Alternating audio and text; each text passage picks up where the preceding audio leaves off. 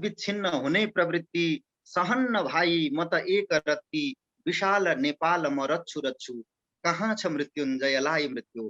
नमस्कार तपाईँ सम्पूर्ण मेरा आदरणीय दर्शक महानुभावहरूमा ओंकार टेलिभिजनबाट हरेक शनिबार साँझ 7:30 बजे प्रसारण हुने कार्यक्रम प्रमेय संवादको यो श्रृङ्खलामा यहाँहरू सबैलाई हार्दिक स्वागत गर्न चाहन्छु।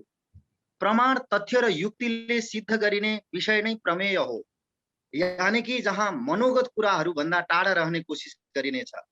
आजको यो श्रृङ्खलामा मेरा एकजना अत्यन्तै विशिष्ट पाहुना उपस्थित भइसक्नु भएको छ। आदरणीय दर्शक महानुभावहरू, कोरोना कहरको बीचमा सर्वप्रथम यहाँहरूको सुस्वास्थ्यको म कामना गर्दछु। डाक्टरहरूबाट निर्देशित सम्पूर्ण कोरोनाबाट बच्ने उपाय विधिहरूलाई हामी अवलम्बन गर्नेछौँ। मास्क लगाउने, सेनिटाइज गर्ने हातलाई लगायतका चिजहरू हामी गर्नेछौँ। यो मेरा दर्शक महानुभावहरूलाई म विदित गराउँदै यसको उद्घोष गर्दै अब आजको कार्यक्रममा को उपक्रमलाई यहाँ जोड्न गइरहेको छु। आज मसँग अतिथिको रूपमा यो भिडियो संवादका लागि उपस्थित हुनुहुन्छ नेपाल संस्कृत विश्वविद्यालयका उपकुलपति प्राध्यापक डाक्टर यादव प्रकाश लामिछानेज्यू। डाक्टर लामिछाने नेपालको शैक्षिक क्षेत्रमा धेरै समयदेखि चिरपरिचित नाम हो। वहाँ त्रिभुवन विश्वविद्यालयमा शिक्षा विभाग अन्तर्गत नेपाली विषयको प्राध्यापनमा लामो समय उहाँले व्यतीत गर्नुभएको छ। धेरै पुस्तकहरू पनि, सन्दर्भ ग्रन्थहरूको उहाँले लेखन, त्यसको प्रणयन गर्नुभएको छ। एउटा शैक्षिक क्षेत्रमा उहाँको एउटा उत्तुङ्ग व्यक्तित्व रहेको छ। हालमा उहाँ नेपाल संस्कृत विश्वविद्यालयको उपकुलपतिको अत्यन्तै महत्त्वपूर्ण जिम्मेवारीमा हुनुहुन्छ। म सर्वप्रथम आजको कार्यक्रम प्रमेय संवादमा मेरा अतिथि डाक्टर यादव प्रकाश लामिछानेज्यूलाई हार्दिक स्वागत गर्न चाहन्छु। सर, यहाँलाई कार्यक्रम प्रमेय संवादमा धेरै धेरै स्वागत छ। धन्यवाद भाइ। सर्वप्रथम त यहाँकोले धेरै समय त्रिभुवन विश्वविद्यालयमा काम गर्नुभयो, केही समय भयो यहाँ नेपाल संस्कृत विश्वविद्यालयमा उपकुलपतिको दायित्वमा रहनु भएको।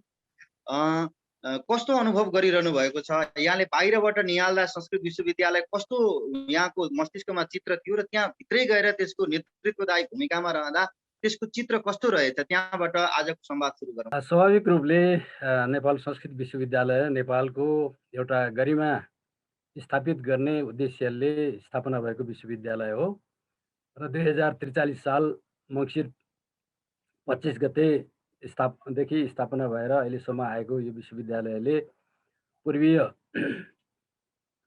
भाषा, पूर्वीय वाङ्मय, दर्शन, साहित्यको जगेर्ना गर्ने, प्रचार प्रसार गर्ने र त्यसभित्रको वाङ्मयको गहिराइमा पुगेर ज्ञान आर्जन गर्ने र ज्ञानलाई स्थानान्तरण गर्ने जुन उद्देश्यका साथमा स्थापना भयो।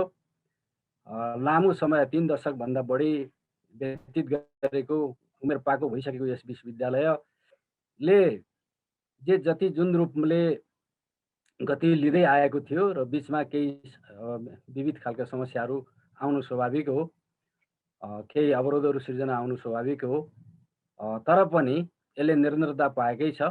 यसले निरन्तरता यस मानेमा हो कि पठन पाठन, विषयवस्तु ग्रहण गर्ने र स्थानान्तरण गर्ने, सिकाइलाई स्थानान्तरण गर्ने, ज्ञानलाई बाँड्ने खालको काममा यसले जति भूमिका खेलेको छ, मलाई लाग्छ म त्यहाँको त्यस विश्वविद्यालयको उपकुलपति भएको हिसाबले भन्दाखेरि पनि, बाहिरबाट मैले हेर्दाखेरि पनि यो विश्वविद्यालयको स्थापनाको जुन मूल उद्देश्यका साथमा जति काम क्रियाकलापहरू, पठन पाठन, अनुसन्धान हुँदै आएका छन्, त्यो चाहिँ ज्यादै महत्त्वपूर्ण छ र अबका दिनहरूमा पनि अलिक त्यसलाई फरक ढङ्गले लिएर जानुपर्छ भन्ने उद्देश्यका साथमा हामी लागेका छौँ। र बाहिरबाट हेर्दाखेरि होइन, यो विश्वविद्यालयको जे स्वरूप छ त्योभन्दा धेरै खत्तम भएको छ कि भन्ने हामीलाई लागेको थियो। तर म त्यहाँभित्र पसिसकिसकेपछि चाहिँ मिडियामा एक खालको कुराहरू हुन्छ, यथार्थमा अर्को हुन्छ। त्यसरी हामी आत्तिहाल्नुपर्ने सबै शैक्षिक प्रोग्रामहरू, कार्यक्रमहरू नै सबै कोल्याप्स भइरहेको अवस्था पनि होइन। अलिकति म्यानेजरियली व्यवस्थापकीय पक्षमा केही कमी कमजोरी आउनु, उतार चढाव आउनु स्वाभाविक हो, तर त्यसभित्रको अन्तर्य चाहिँ मजबुत छ। प्राध्यापन क्षेत्रमा लाग्नुभएका प्राध्यापकहरू, विशेषज्ञहरूले आफ्नो योगदान पुर्याइरहनु भएकै छ। पहिलो पुस्तादेखि दोस्रो पुस्ता र अझै पनि पहिलो पुस्ताकै प्राध्यापकहरू जो सेवानिवृत्त भइसकेपछि पनि निरन्तर रूपमा पूर्वीय यो भाषा, साहित्य र वाङ्मय र दर्शनका बारेमा दत्तचित्त भएर लागिरहनु भएको हुनाले मैले चाहिँ बाहिरबाट हेर्दाखेरि, बाहिर प्रचार गर्दाखेरि जे जस्तो बुझिएको थियो त्योभन्दा भित्रै पसेर हेर्दाखेरि त्यति खस्किएको स्थिति मैले देखिनँ। हजुर अब यसलाई अगाडि बढाएर लिएर जाने दायित्व हाम्रो छ। हजुर सर। एउटा कुरा चाहिँ संस्कृत विश्वविद्यालयले आयुर्वेदका कार्यक्रमहरू जोडेर अनि केही बिएड एजुकेसन यो शिक्षाको कार्यक्रमहरू पनि जोडेर केही कुछ सङ्घर्ष गर्न खोजिए जस्तो देखिए तापनि मूल संस्कृतको शास्त्रीय परम्परा बचाउनको लागि चाहिँ संस्कृतका ग्रन्थभित्र पकड राख्न सक्ने जनशक्तिको उत्पादन चाहिँ निकै मात्रामा कम भएको विश्लेषकहरूले केही संस्कृत विश्वविद्यालयसँग सन्दर्भमा चर्चा गर्दाखेरि नेपालमा चिनिएका शिक्षाविदहरूले यो विषयहरू उठाउनुहुन्छ कि त्यसले मूल विषयलाई र मूल लक्ष्यलाई चाहिँ त्यति न्याय गर्न सकेका छैन, तर आधुनिक परम्परामा चाहिँ बिस्तारै गइरहेको स्थिति छ। यहाँले त्यो कसरी अनुभव गर्नुभएको छ? स्वाभाविक हो, यहाँले उठाउनु भएको प्रश्न स्वाभाविक छ, तर मलाई के लागिरहेको छ भने आधुनिक विषय लाई पनि व्यवस्थापन गर्दै लिएर जाने विगतका पदाधिकारीहरूले जुन मूल उद्देश्य राख्नुभयो त्यो आफैमा नराम्रो छैन, किनभने आजको युगको आवश्यकतालाई पनि परिपूर्ति गर्नुपर्छ। त्यसको साथै जुन प्राचीन विषय जुन त्यसको गरिमा छ त्यसलाई समाप्त पारेर आधुनिक विषयमा मात्रै फड्को मार्न खोजेको भन्ने खालको स्थिति त्यहाँ देखिँदैन र पूर्व परम्परालाई पनि यथोचित ढङ्गले कायम गर्दै अझ व्यवस्थित गर्दै आजको आवश्यकता चाहिँ पश्चिमले पनि पूर्वतिर फर्किरहेको र खास गरी युरोप र अमेरिकातिर धेरै संस्कृतसँग सम्बन्धित संस्कृत विश्वविद्यालय गठन भएको भए तापनि, पठन पाठन भएको भए तापनि मूल जरो मूल ठाउँ चाहिँ नेपाल नै हो र नेपाल संस्कृत विश्वविद्यालय नै हो, महत्त्वपूर्ण हो भन्ने कुराको बुझाइ पनि रहेको हुनाले र यहाँ पहिलो पुस्ताका अघि मैले अघिल्लो पटक पनि भने पहिलो पुस्ताका प्राध्यापकहरूले छोडेर जानुभएको जुन साख छ, दोस्रो पुस्तामा रहनुभएका अहिले कार्यरत हुनुभएका प्राध्यापकहरूले पनि त्यो इज्जत, त्यो मान, त्यो प्रतिष्ठा र त्यो साखलाई चाहिँ जोगाउनुपर्छ भन्ने उद्देश्यका साथमा दत्तचित्त भएर लागिरहेको अवस्था छ। त्यसरी आत्तिहाल्नुपर्ने नयाँ विषयले चाहिँ पुरानो जुन हाम्रो महत्त्व राख्ने चिज छ त्यसलाई चाहिँ विस्थापित गर्छ कि भन्ने ढङ्गले चाहिँ सोचिहाल्नुपर्ने अवस्था छैन।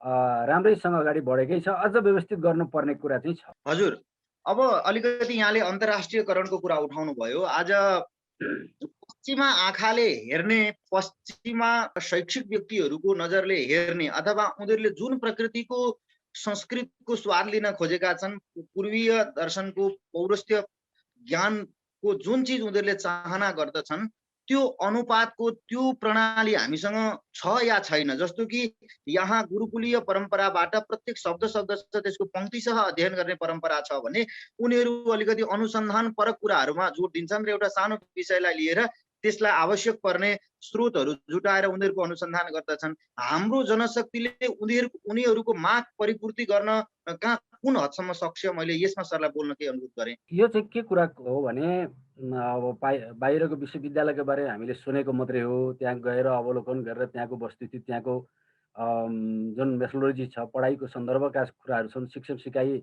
वातावरण, शिक्षण सिकाइ क्रियाकलापका कुराहरू छन्, त्यो हामीले बाह्य रूपमा बुझेको मात्रै हो। अब हामी अहिले विभिन्न विश्वविद्यालय, संस्कृतसँग सम्बन्धित विश्वविद्यालयहरूमा लेटर करस्पेन्डिङ गर्दैछौँ र ती विश्वविद्यालयहरूका गतिविधिहरू पनि बुझ्ने, हाम्रा बारेमा पनि उहाँहरूलाई जानकारी गराउने। अब पछि चाहिँ सम्पर्क भयो र एमओयू भयो भने हामी त्यो प्रक्रियामा जाँदाखेरि ती विश्वविद्यालयहरूका गतिविधिहरूको बारेमा आफैले चाहिँ भोगेर त्यसको अनुभूतिलाई हामी सेयर गर्नेछौँ, अवसर त्यस्तो मिल्यो भने। मलाई लागेको चाहिँ कस्तो छ भने, मेरो पर्सेप्सन चाहिँ कस्तो छ भने, गुरुकुलीय कुरा पद्धतिको कुरा यहाँले उठाउनु भयो। मलाई पनि के लाग्यो यो पछिल्लो पटक जब म त्यहाँ गइसकेपछि गहिरिएर हेर्दाखेरि भने गुरुकुलबाट उत्पादित जनशक्ति संस्कृतको संस्कृत वाङ्मय, संस्कृत अथवा यसभित्रको जुन दर्शनलाई क्याचअप गर्ने क्रममा जति महत्त्वपूर्ण योगदान पुर्याउने जनशक्ति रहन्छ त्योदेखि बाहेककोमा चाहिँ अलिकति सर्फेसियल नै भएको मैले बुझेँ।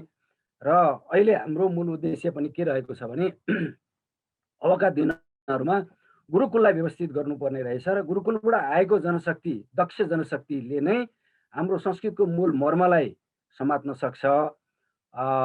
हामी अलिकति पारम्परिक ढङ्गले नै चलिरहेका छौँ र पश्चिमा मुलुकमा सञ्चालित विश्वविद्यालयहरूको चाहिँ हाइफाई अलि बढी नै छ। उनीहरूको पढाइका कुराहरू, पढाउने तौर तरिकाका कुराहरू अलिक फरक छन्। हामी अलिक क्लासिकलै ढङ्गले पनि चलिरहेका पनि छौँ। हामी बिस्तारै रूपान्तरित हुँदैछौँ। त्यो रूपान्तरित हुने क्रममा हाम्रो मूल मर्म हामीले छोड्नु पनि हुँदैन, किनभने हामी अर्ग्यानिक हौँ। अब यहाँभन्दा बाहेक होला संस्कृत भाषा साहित्यका बारेमा, वाङ्मयका बारेमा, दर्शनका बारेमा, यसभित्रको जुन दर्शनका बारेमा भारतका कतिपय विश्वविद्यालयहरू हामीभन्दा धेरै अगाडि स्थापित भएका 200-300 वर्ष अगाडिदेखिको उनीहरू स्थापित भएर आफ्नो क्रेज कायम गरिसकेका होला नि। तर पनि हामी गर्वका साथ के भन्छौँ भने हामीसँग पनि त्यो ज्ञानको अथाह भण्डारलाई स्थानान्तरण गर्ने, शिक्षण सिकाइ प्रक्रियालाई रूपान्तरण गर्ने र समय सापेक्ष रूपमा पुरानो ज्ञान, पुरानो चाहिँ जुन दर्शन छ त्यसलाई चाहिँ समय सापेक्ष रूपमा लिएर जाने र हामी नै हो है, खास गरी चाहिँ अर्ग्यानिक चाहिँ हामीसँगै छ। अब अरू चाहिँ तडक भडक बाह्य आवरण मात्रै हो भन्ने ढङ्गले त्यसलाई इग्नोर गर्ने कुरा होइन। तर महत्त्वपूर्ण चाहिँ विश्वविद्यालयका गतिविधि, पाठ्यक्रम निर्माणदेखि लिएर पठन पाठन, त्यसको परीक्षा प्रणालीदेखि लिएर त्यसको आउटपुट, अहिले विश्वमै विभिन्न ठाउँमा छरिएर आफ्ना संस्कृतका गतिविधि चलाइरहनु भएका नेपाल संस्कृत विश्वविद्यालयकै दक्ष जनशक्ति हेर्दाखेरि हामी कम छैनौँ। अलिकति हाइफाई उतातिर बढी भएको हो, भौतिक रूपले सम्पन्नताको हिसाबले पनि हो भन्ने मलाई लाग्छ। त्यो कुरा त हामी पनि समय सापेक्ष रूपमा रूपान्तरण गर्दै जान सक्छौँ। हजुर सर, भारतको प्रसङ्ग उठ्दाखेरि भारतमा करिबन हाम्रो जानकारीमा 22वटा संस्कृतका केन्द्रीय विश्वविद्यालयहरू राज्य स्तरका र केन्द्र स्तरका गरेर र निजी स्तरबाट सञ्चालित त्यहाँ 100औं विश्वविद्यालय संस्कृतमा काम गर्ने विश्वविद्यालय, शैक्षिक संस्थाहरू छन्। उनीहरूसँग नेपाल संस्कृत विश्वविद्यालयले, सम्पूर्णानन्द संस्कृत विश्वविद्यालय होला अथवा राजस्थान संस्कृत विश्वविद्यालय, त्यहाँ संस्कृतमा चिनिएका विश्वविद्यालयहरूसँग यहाँ आउनुभन्दा अगाडि र यहाँको कार्यकालमा त्यस प्रकृतिको उनीहरूसँग पाठ्यक्रमका दृष्टिले अथवा संस्कृत शिक्षालाई प्रवर्धन गर्ने हिसाबले सहकार्य अथवा समन्वयात्मक कुनै त्यस्तो गतिविधिहरूको शुभारम्भ यहाँहरूले गर्ने सोच्नु भएको छ अथवा त्यस प्रकृतिको कार्यक्रम भइरहेछ छैन, यो हाम्रो दर्शकहरूलाई बुझाइदिनको लागि मैले सरकारलाई अनुरोध गरेँ। धन्यवाद। योभन्दा अगाडि हाम्रो विश्वविद्यालयको एकदम निकटवर्ती सम्बन्ध सम्पूर्णानन्द विश्वविद्यालयसँग रहेछ। त्यो स्वाभाविक पनि हो। अब त्रिभुवन विश्वविद्यालयको पनि हिजोका दिनहरूमा पटना विश्वविद्यालयसँग एफिलिएसन लिएर अगाडि बढेको र पछि रूपान्तरित हुँदै आएको अवस्था हो।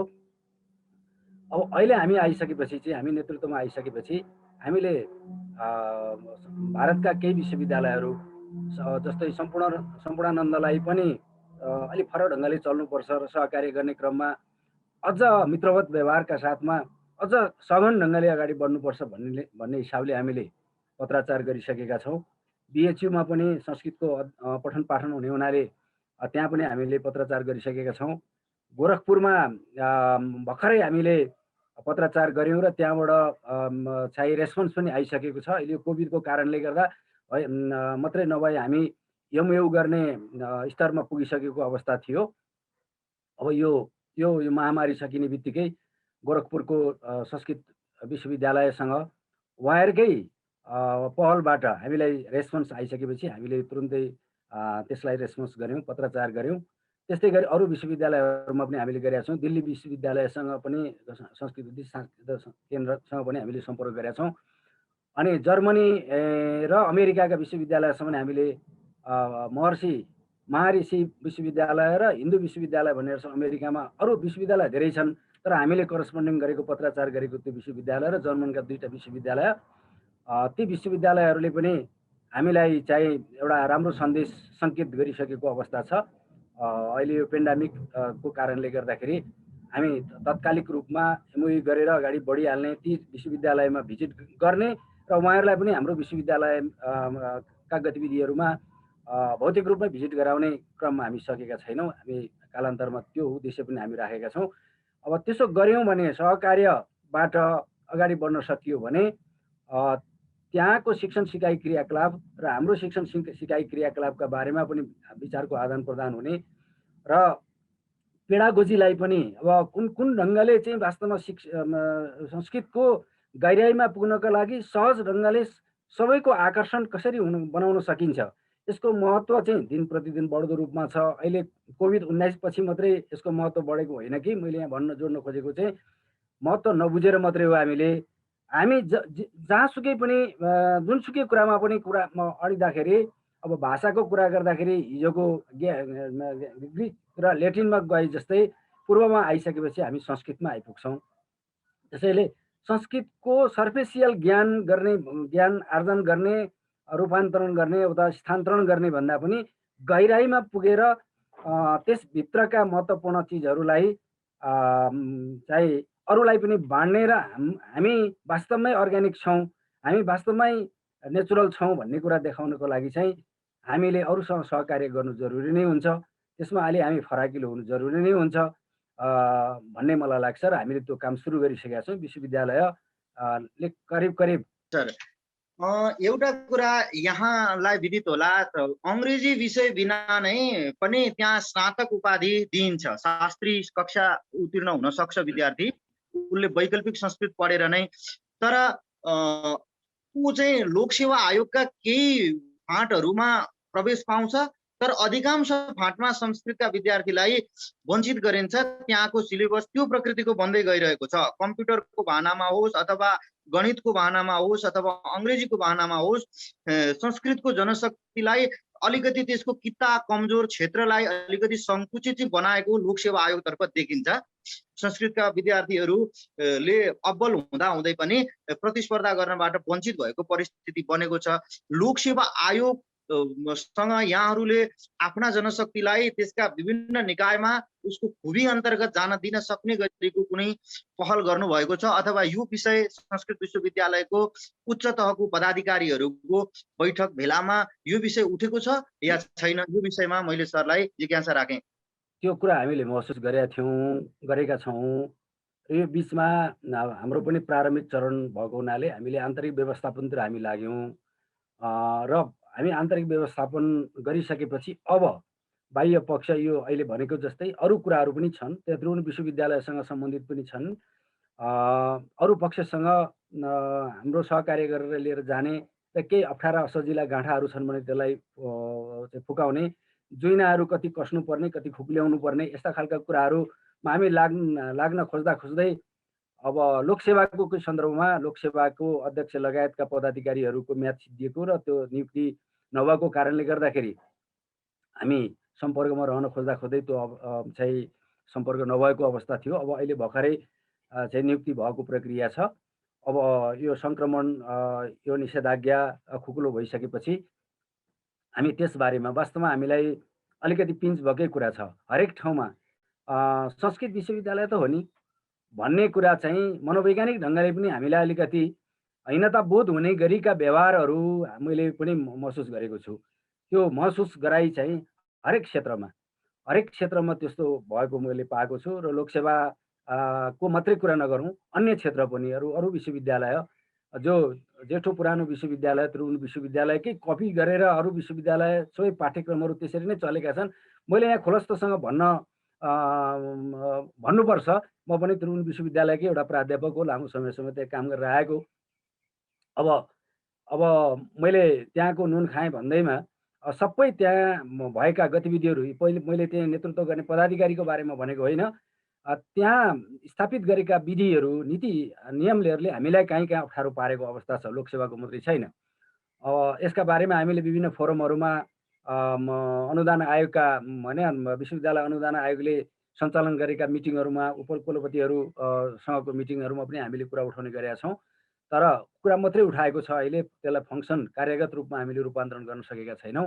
केही अप्ठ्यारा सजिलाहरू छन्, जस्तो आयुर्वेद सँग सम्बन्धित हिजो प्रोग्राम थिएन होला हामीसँग हुँदाखेरि चाहिँ त्रिभुवन विश्वविद्यालय मात्रै अन्तरतिरबाट चाहिँ मान्यता लिने संस्कृत विश्वविद्यालयलाई चिन्दै नचिन्ने खालको स्थिति, यी खालका पिन्चेबल कुराहरू ले हामीलाई हाम्रो प्रोग्रामलाई अगाडि बढाउनको लागि त्यही अवरोध सिर्जना गरेको पनि हामीले महसुस गरेका छौँ। त्यसमा विभिन्न संस्था, विभिन्न निकायहरूसँग हाम्रो सहकार्य भरबल्ली भइरहेको छ। अब लिखित रूपमा गर्नुपर्ने खालको स्थिति आयो भने पनि हामी तम तयार भएर बसेका अवस्था छौँ। हाम्रो रिसर्चका पाटोमाहरूमा पनि, अनुसन्धानका पाटोमा पनि केही प्रश्नहरू उठाइने गरेको अवस्था छ, जो कि त्रिभुवन विश्वविद्यालयकै विज्ञहरू, समग्रमा त्रिभुवन विश्वविद्यालयकै विज्ञहरू र संस्कृत विश्वविद्यालयकै विज्ञहरू, संस्कृत विश्वविद्यालय पनि त हिजो त्रिभुवन विश्वविद्यालयकै एउटा डिन कार्यालयसँग सम्बन्धित थियो। तिनै प्राध्यापकहरू, पहिलो पुस्ताका प्राध्यापकहरू उहाँहरू नै हुनुहुन्छ।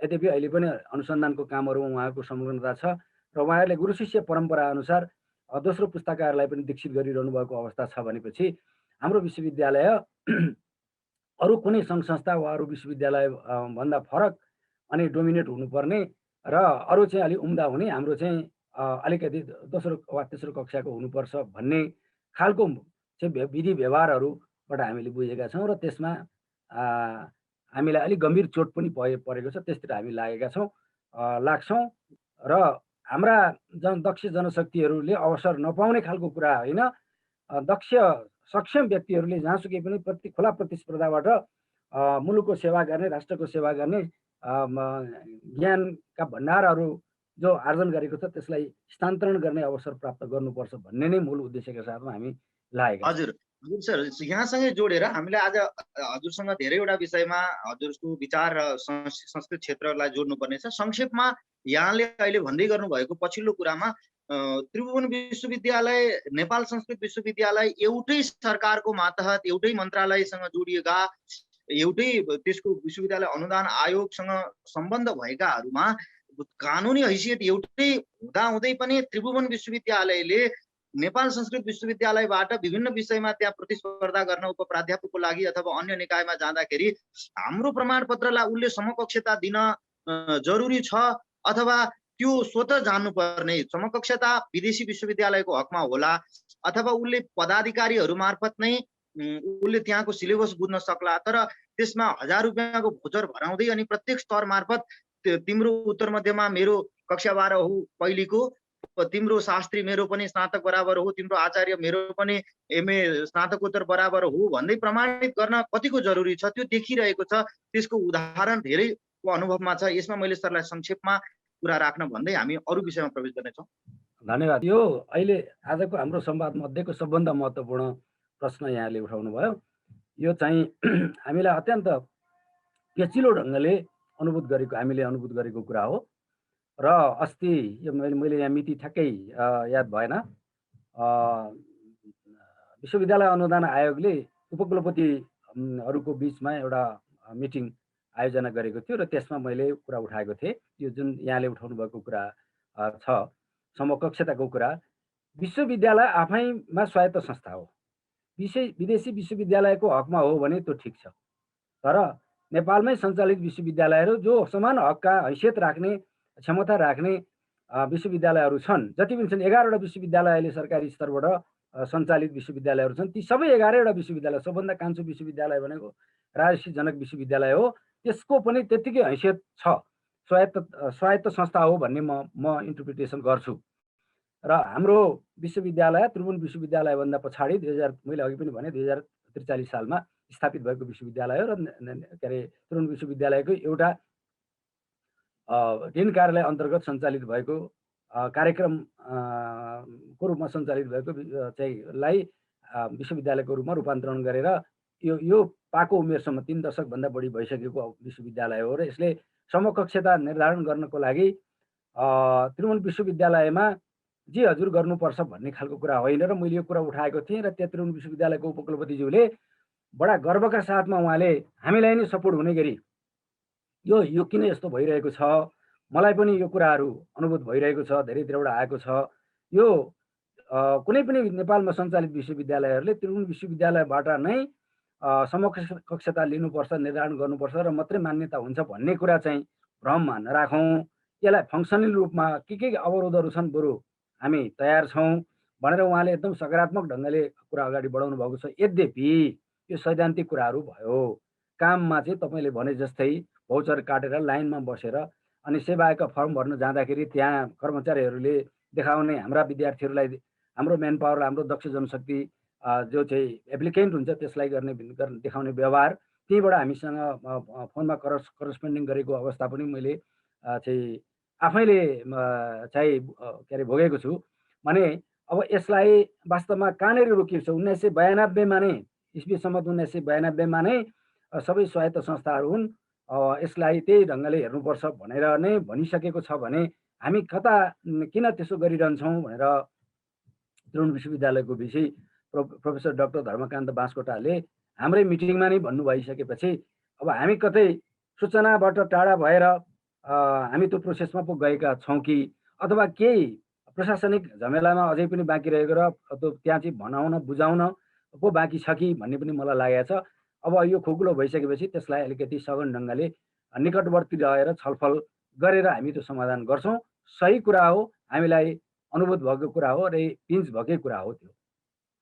हजुर, आज दर्शक प्रिय मेरा ओंकार टेलिभिजनका दर्शक महानुभावहरू, आज हामीहरू कार्यक्रम प्रमेय संवादको यो श्रृङ्खलामा नेपाल संस्कृत विश्वविद्यालयका उपकुलपति प्राध्यापक डाक्टर यादव प्रकाश लामिछानेज्यूसँग विश्वविद्यालयका गतिविधि, कोरोना कहरमा विश्वविद्यालयले गर्दै गरेका शिक्षा, लोकसेवा आयोग लगायतका अन्य क्षेत्रमा संस्कृत जनशक्तिको प्रवेश र अन्तर्राष्ट्रिय विश्वविद्यालयसँग संस्कृत विश्वविद्यालयको समन्वय सहकार्य लगायतका विषयमा आज चर्चा गर्दैछौँ। म चर्चालाई पुनः अगाडि बढाउन चाहन्छु। एउटा कुरा यहाँहरूलाई आज हामी विशेष गरी शास्त्रीय भन्दा व्यावहारिक पक्षलाई बढी प्राथमिकताका साथ यहाँसँग चर्चा गर्दैछौँ। फेरि हामी संस्कृत शास्त्रीय र एउटा दार्शनिक मान्यता संस्कृतको लाई लिएर हामी यहाँसँग अर्को एपिसोड अर्को श्रृङ्खला गर्नेछौँ। आज पनि समय रहेछ भने हामी त्यसलाई थोरै स्थान यहाँ जोड्नेछौँ। अब भने दीक्षान्तको कुरा उठाउँ सर।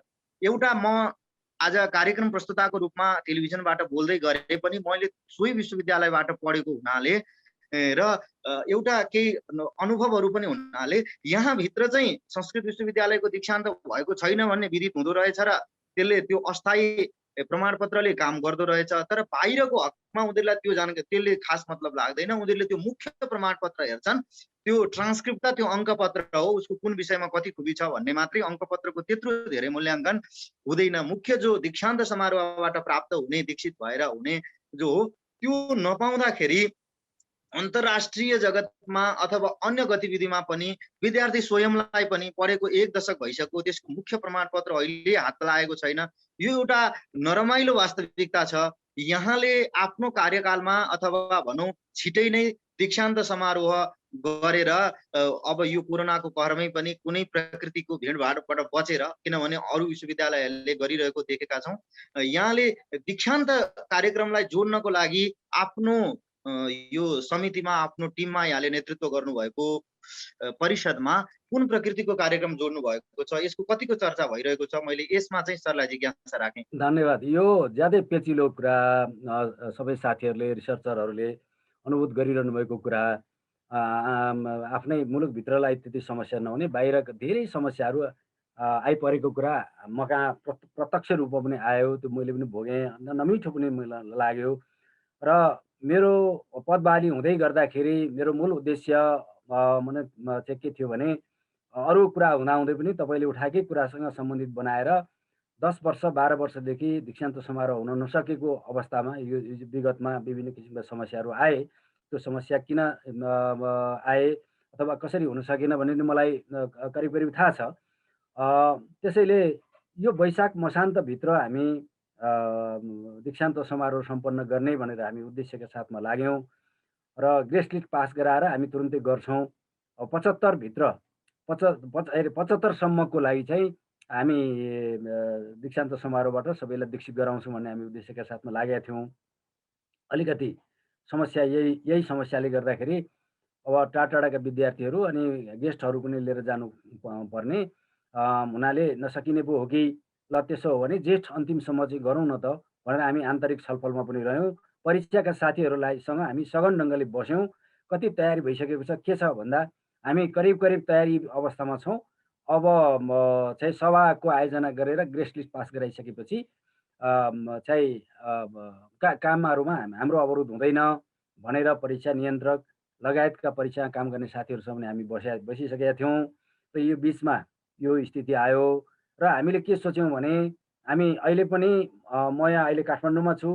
रजिस्ट्रार सर दाङमा हुनुहुन्छ, रेक्टर सर अहिले धरानमा हुनुहुन्छ। हामी यसरी नै बैठक सञ्चालन गरिरहेकै छौँ। अब आन्तरिक विश्वविद्यालयका आन्तरिक जीवनलाई कसरी व्यवस्थित गर्ने, यो निषेधाज्ञा नखुलुन्जेल भन्ने सन्दर्भमा यो बारेमा पनि हामीले छलफल गऱ्यौँ। अब बर्खायाममा चाहिँ के हुनसक्छ थाहा छैन। सम्भव भयो भने असारको मसान्तसम्ममा धेरै बाढी पहिरो नआउला कि अति धेरै दूरदराजबाट आउनुपर्ने साथीहरूलाई अप्ठ्यारो होला। यदि त्यो सम्पन्न भयो हुने खालको स्थिति रह्यो भने हामी एकदम फास्ट ट्र्याकबाट किन तयारी भइसकेको छ।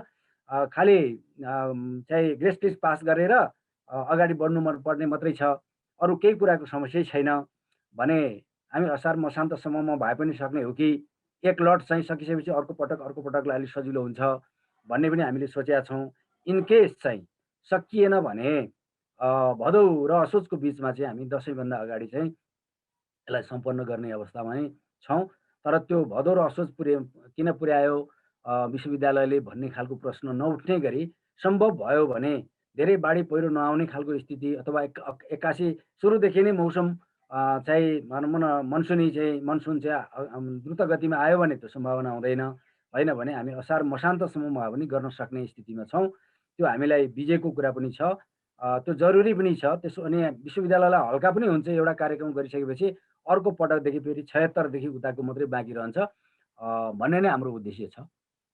हजुर, अब अलिकति यो कोरोनाको कहरको कुरा जोडौँ। कोरोनाको कहरमा विश्वविद्यालय शिक्षा कुन प्रकृतिले गइरहेको छ, जस्तो कि त्रिभुवन विश्वविद्यालयका कैयन कार्यक्रमहरू यतिकै अवरुद्ध छन्।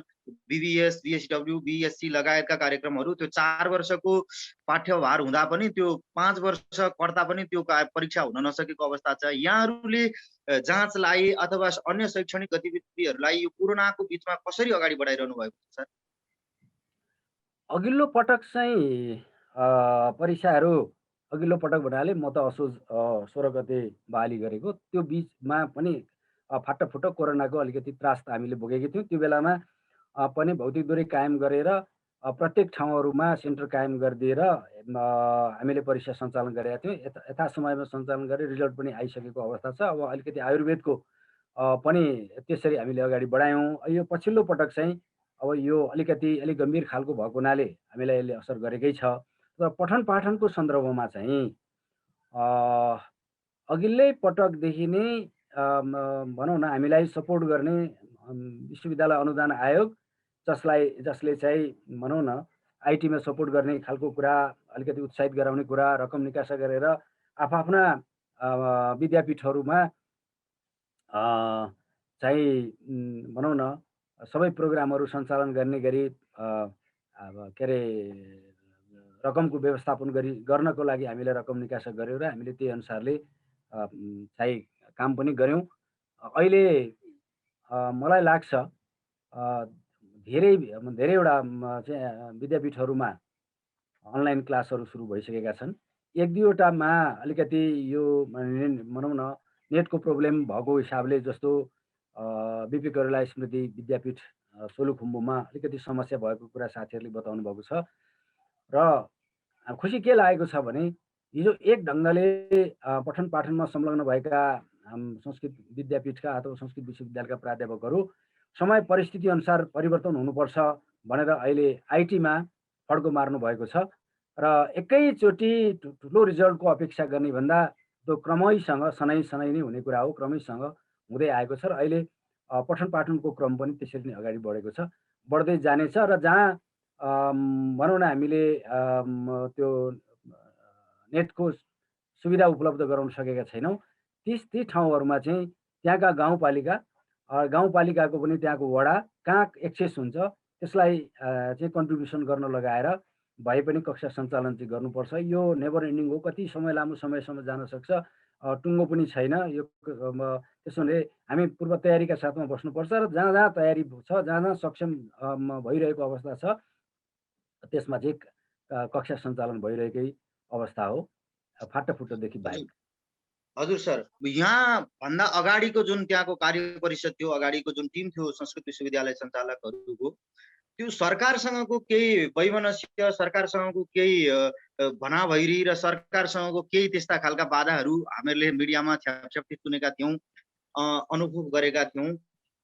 यहाँले आफ्नो कार्यकालमा सरकारको दृष्टि संस्कृत विश्वविद्यालयलाई हेर्ने, सरकारले पुर्याउने सहयोग, अरू विश्वविद्यालयलाई गर्ने सरकारको व्यवहार र संस्कृत विश्वविद्यालयलाई गर्ने र संस्कृतका कार्यक्रमहरूलाई गर्ने कस्तो पाउनु भएको छ? सरकारी तवरबाट केही कठिनाई अथवा साथ सहयोग कुन प्रकृतिको यहाँले यो आफ्नो कार्यकालमा अनुभव गर्नुभएको छ? यो प्रश्न उठाउनुहुन्छ कि उठाउनुहुन्न भन्ने लागिरहेको थियो। विगतको कुरा पनि जोड्नुभयो, त्यो मैले त्यसलाई कोट्याउन चाहिनँ। हामीले सबै आफैले पिक्चर आफै बोल्छ भने जस्तै हामीले बुझिसकेका छौँ। वास्तवमा नेपाल संस्कृत विश्वविद्यालय र संस्कृत भाषा साहित्य, वाङ्मय अथवा पूर्वीय दर्शन का सन्दर्भमा पठन पाठन का प्रक्रियालाई अगाडि बढाउने सन्दर्भमा नेपाल संस्कृत विश्वविद्यालयको जुन मूल मोटो छ, मूल उद्देश्य छ, त्यस अन्तर्गत रहेर काम गर्ने सन्दर्भमा मैले बुझेसम्म र साथीहरूले पनि बुझेसम्म सरकारका तर्फबाट अतिशयोक्तिपूर्ण ढङ्गको अभिव्यक्ति आयो भन्ने नठान्नका लागि अनुरोध गर्दै जहाँ जहाँ जसरी जुन ढङ्गले अप्ठ्यारो परेको छ त्यो गाँठा फुकाउने, ती असजिलाहरूलाई सजिलो बनाउने काममा हामी चाहिँ लाग्छौँ। तपाईहरू यसको उन्नयनका लागि तपाईहरू अगाडि बढ्नुहोस्। कहाँ कहाँ के गर्नुपर्छ, भौतिक पक्षमा, अन्यहरू सपोर्टिङ गर्ने खालका कुराहरूमा कहाँ कहाँ के गर्नुपर्छ, हामी चाहिँ एकदम तत्पर छौँ भनेर कुलपतिज्यूदेखि लिएर सहकुलपतिज्यू, अन्य निकायका प्रमुखहरू जहाँ जहाँ हामीले सम्पर्क गऱ्यौँ, अनि नेसम्बीको यो स्थिति हो। भौतिक ढङ्गले पनि हामीले त सरकारले दिएको रकमका आधारले विद्यार्थीलाई चाहिँ रकम निश्चित छात्रवृत्ति उपलब्ध गराएर पठन पाठन गराउनु पर्ने, अरू विश्वविद्यालय जस्तो चाहिँ विद्यार्थीहरूको स्रोत धेरै जम्मा गरेर अनि त्यहाँबाट चाहिँ विद्यार्थीहरूले वार्षिक रूपमा बुझाउनु पर्ने दस्तुरका आधारमा हाम्रो कोष चाहिँ समृद्ध नहुने, त्यस्तो खालको स्थिति नभएको हिसाबले अन्य विश्वविद्यालयको तुलनामा हामी चाहिँ पुरै निर्भर सरकारसँग हुनुपर्ने भएको हुनाले हामी चाहिँ तपाईँहरूसँगै निर्भर रहन्छौँ भन्दाखेरि तपाईँले भनिरहनै पर्दैन। यसका लागि कहाँ कहाँ के अप्ठ्यारो हुन्छ हामी गाँठा पुगाउन तयार छौँ। नयाँ नयाँ कार्यक्रमहरू सञ्चालन गर्ने सन्दर्भमा पनि हामी एकदम तयार छौँ भनेर उहाँहरूले वचनबद्धता मात्रै, भरबल्ली मात्रै होइन, व्यवहारले पनि त्यो प्रमाणित गरिसक्नु भएको अवस्था छ। म एउटा कुरा यहाँनिर जोड्न चाहन्छु। हामीले यो बिचमा अगाडिदेखि नै उठेका कुराहरू, अघिल्ले पदाधिकारीहरूबाट पनि उठाउनु भएका एकाडेमिक प्रोग्रामहरू चाहिँ शैक्षिक प्रोग्रामहरूको बारेमा कुरा उठाइयो, काम पनि अगाडि बढ्यो, तर त्यसलाई फङ्सनल रूपमा अगाडि मतलब रूपान्तरण गर्न नसकेका कतिपय कुराहरू, जस्तै यो वास्तु इन्जिनियरिङको कुरा, वैदिक कृषिका कुराहरू अगाडि पनि उठेका रहेछन्। अगाडि उठेका राम्रा कुराहरूलाई राम्रो नै मान्नुपर्छ।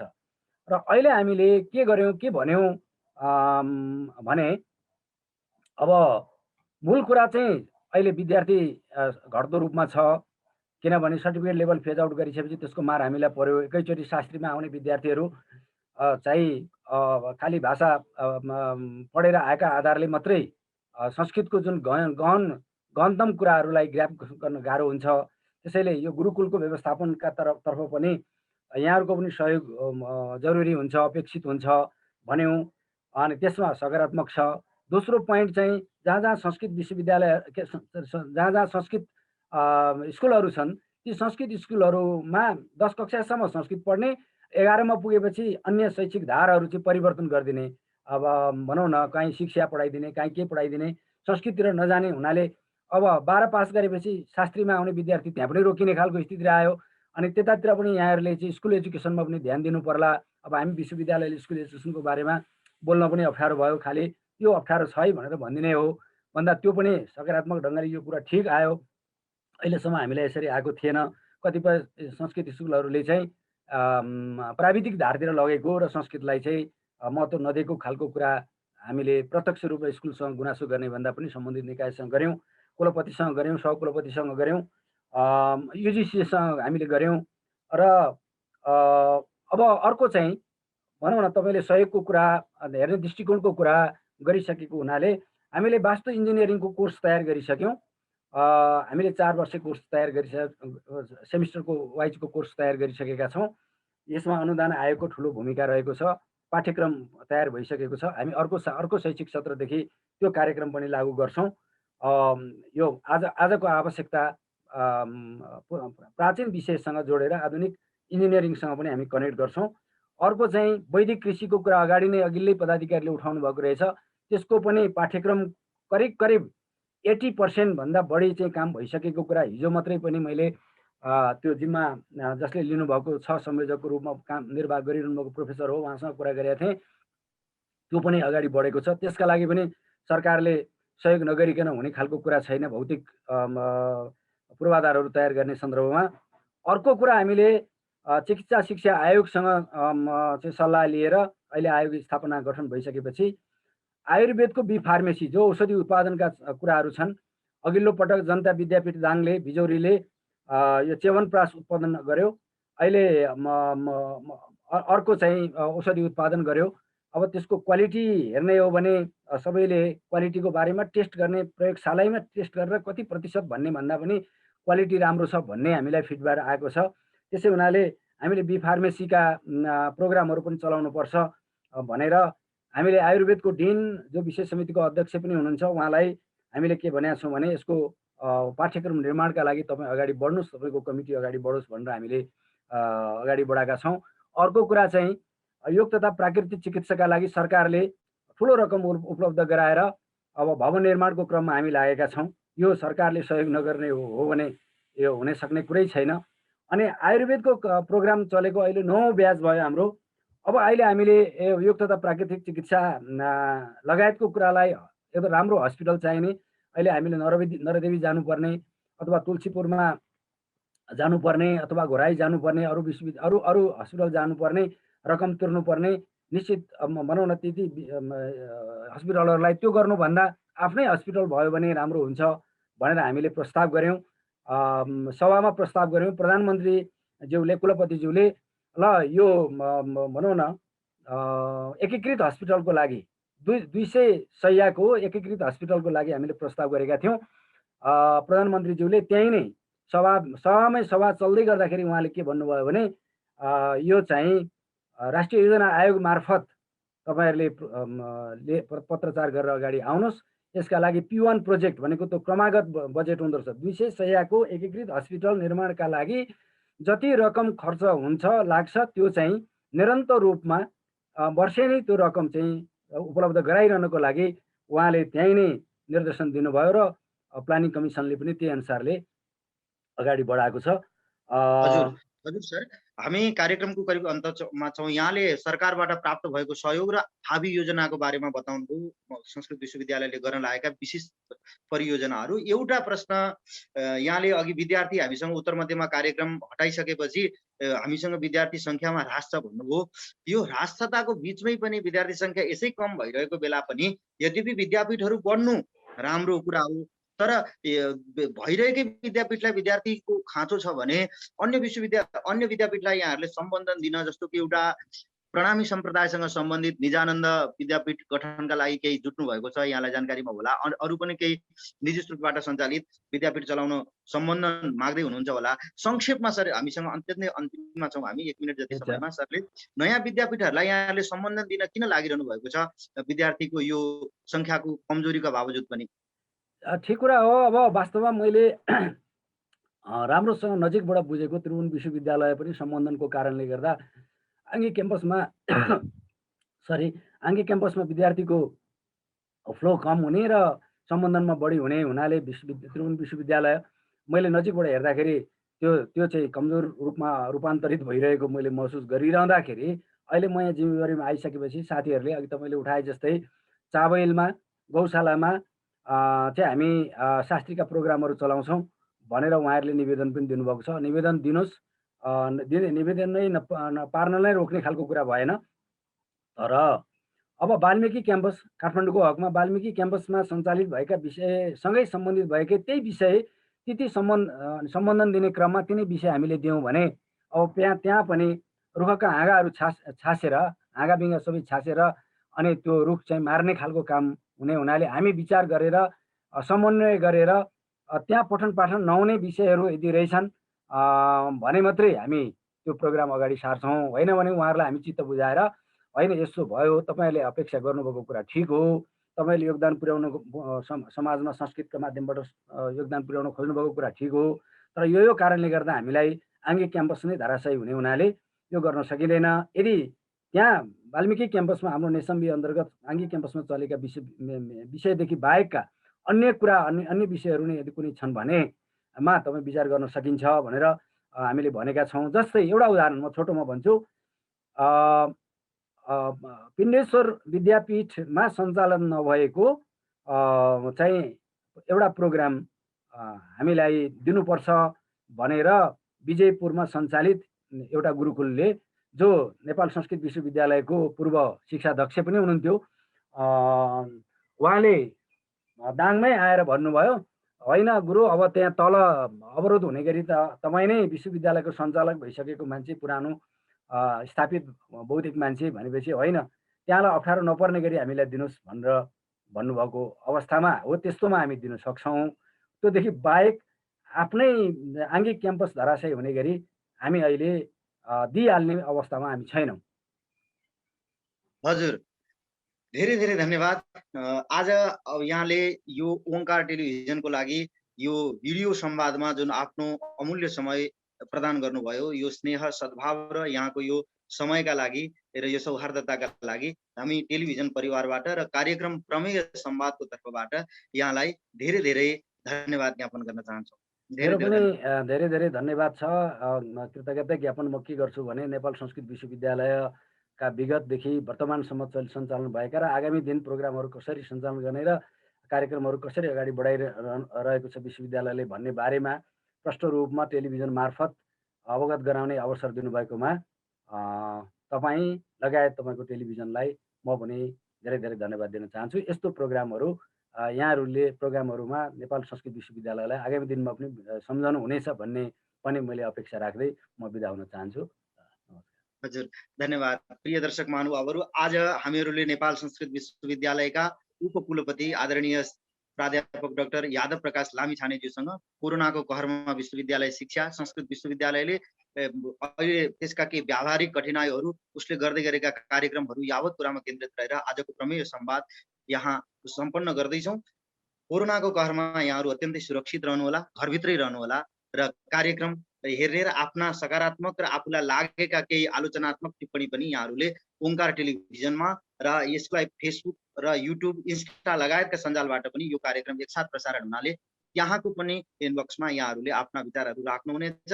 यही कुराको उठान गर्दै म आजको यो श्रृङ्खला यहीँ टुङ्ग्याउन गइरहेको छु। यहाँहरू सबैको भलाइ होस्। धन्यवाद, नमस्कार।